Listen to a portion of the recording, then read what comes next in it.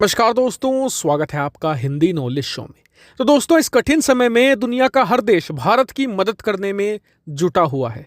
लेकिन जो आज फ्रांस ने किया है, ना तो आज तक किसी ने किसी के लिए किया होगा और ना ही आगे करेगा। और जो दोस्ती का हक है, आज फ्रांस ने अदा किया है। साथ ही इससे भी साबित हो जाता है कि फ्रांस ही भारत का आज की तारीख में नंबर 1 दोस्त है। इस बात में कोई दो राय नहीं है। तो चलिए मैं आपको बताता हूं फ्रांस ने आखिरकार किया क्या है।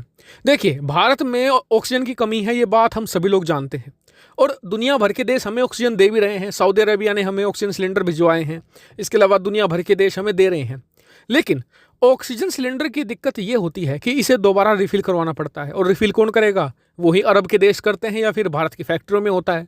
इसलिए एक तो ये प्रोसेस बहुत खर्चीला है, दूसरा इसमें समय लगता है और ये एक रिलायबल चीज़ नहीं है। हालांकि अमेरिका ने भारत को 300 साढ़े 300 ऑक्सीजन कंसंट्रेटर दिए हैं, जो एक पेशेंट के लिए एक होता है, यानी 350 पेशेंट की मदद कर पाएंगे, जो काफ़ी कम है। लेकिन इसकी कुछ अच्छा सोल्यूशन ढूंढना था और सोल्यूशन ढूंढा है भारत के लिए फ्रांस ने। फ्रांस ने कहा कि जब हम भारत को ऑक्सीजन के मामले में पूर्ण रूप से आत्मनिर्भर बना देंगे। और ये कैसे करेंगे? इसके लिए फ्रांस ने भारत भिजवाए हैं 8 बहुत ज़्यादा बड़े बड़े ऑक्सीजन जनरेटर। ये क्या काम करते हैं? ये इंस्टेंटली हवा से ऑक्सीजन निकालते हैं और फिर प्रोवाइड कराते हैं हॉस्पिटल को। और ये क्योंकि बहुत ज़्यादा बड़े हैं, तो ऐसे में कोई जो 250-300 बेड का अस्पताल होगा, उसके लिए एक ही जनरेटर काफ़ी है।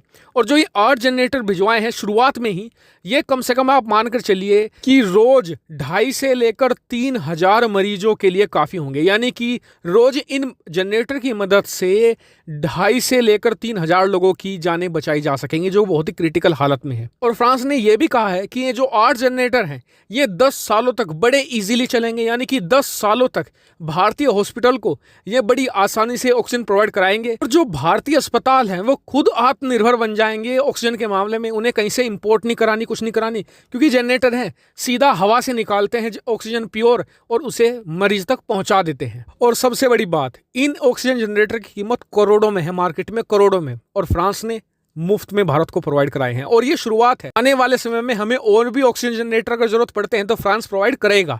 इसके अलावा फ्रांस यही नहीं रुका है। फ्रांस ने भारत के लिए एक स्पेशल डिपार्टमेंट बना दिया है, जो भारत की जरूरतों पर ध्यान रखेगा। भारत को कुछ भी मदद चाहिए तुरंत प्रोवाइड करा देगा। और इसके अलावा भारत को वेंटिलेटर भी भिजवाए जा रहे हैं फ्रांस की तरफ से। भारत को जो मेडिकल इक्विपमेंट्स हैं, जो बिल्कुल हाई क्वालिटी के होते हैं, फ्रांस की तरफ से वो भी फ्री ऑफ कॉस्ट भारत की तरफ भिजवाए जा रहे हैं। और इन सब का श्रेय आपको देना चाहिए फ्रांस के राष्ट्रपति इमैनुअल मैक्रों को। ये शख्स जो आपको स्क्रीन पर दिख रहा है, प्रधानमंत्री मोदी के साथ, क्योंकि यही शख्स जिम्मेदार है भारत और फ्रांस को कट्टर दोस्त बनाने को लेकर। और इन्होंने आज स्क्रीन पर देखिए एक बड़ा कप पोस्ट भी किया है हिंदी में भारत के लिए, जिसमें उन्होंने बताया कि हम क्या क्या करने वाले हैं भारत के लिए। और अंत में इन्होंने ये भी जोड़ा है कि जो फ्रांसीसी कंपनियां भारत में मौजूद हैं, वो भी भारत की पूरी मदद करेगी जो भारत को चाहिए होगी। और आपको बता दूं कि जो इमैनुअल मैक्रों हैं, लगभग हर रोज भारत के लिए कुछ ना कुछ या तो वीडियो जारी करते हैं, या भारतीय लोगों के लिए जो भारत की रीजनल लैंग्वेज है उसमें कुछ ना कुछ ट्वीट करते हैं, जिससे कि भारतीय लोगों की हिम्मत बढ़े इस संकट के समय में। और देखिए, आपको यहाँ पर फ्रांस के राष्ट्रपति की दिल खोलकर तारीफ करनी होगी। वो कारण इसलिए भी है कि ऐसा नहीं कि फ्रांस के अंदर सब ठीक हो गए हैं, वहाँ पर कोरोना नहीं है, वहाँ पर भी कोरोना की दूसरी वेव लगभग स्टार्ट हो गई है। ऐसे में उन्होंने बढ़ चढ़कर भारत की मदद करी है। और मैं भारतीय सरकार से भी कहना चाहूँगा कि जैसे ही हम एक एक भारतीय तक वैक्सीन पहुंचाए, उसके बाद जब हम वैक्सीन का एक्सपोर्ट करेंगे, तो फ्रांस नंबर 1 प्रायोरिटी पर होना चाहिए। फ्रांस को सबसे ज़्यादा वैक्सीन मिलनी चाहिए। और जिस तरीके से फ्रांस ने भारत की मदद करी है, हमें भी फ्रांस की मदद करनी चाहिए, क्योंकि फ्रांस के पास वैक्सीन फैसिलिटी आज की तारीख में उतनी बड़ी नहीं है। फ्रांस के अंदर जो वैक्सीनेशन है वो उतनी तेजी से नहीं हो रहा है। साथ ही एक बात और जोड़ना चाहूँगा कि जो बाइडन और व्लादिमीर पुतिन, इन दोनों को सीख लेनी चाहिए फ्रांस के राष्ट्रपति इमैनुअल मैक्रों से, कैसे दोस्तों की मदद की जाती है। क्योंकि एक तरफ तो अमेरिका है जो मदद करने में देरी करता है, दूसरी तरफ है रूस जो मदद के बदले पैसे वसूलता है। तो ऐसे में इन दोनों राष्ट्राध्यक्षों को मैक्रों से कुछ सीख लेनी चाहिए। आपका क्या व्यू पॉइंट है इस पर कमेंट करके जरूर बताएगा। साथ ही वीडियो को शेयर कीजिएगा और चैनल को सब्सक्राइब करना बिल्कुल भूलेगा। Thank you for watching video.